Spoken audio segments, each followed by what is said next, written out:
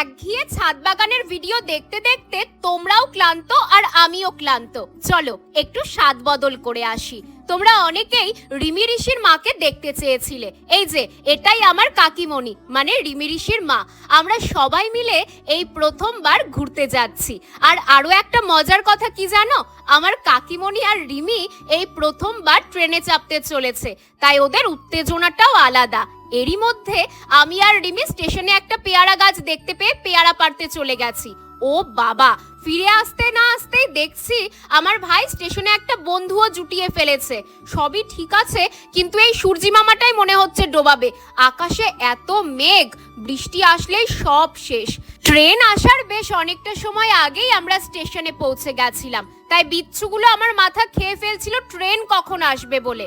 এই দেখো, কথা বলতে বলতে আমাদের ট্রেনও চলে এসেছে। চলো এবার ট্রেনে চাপি।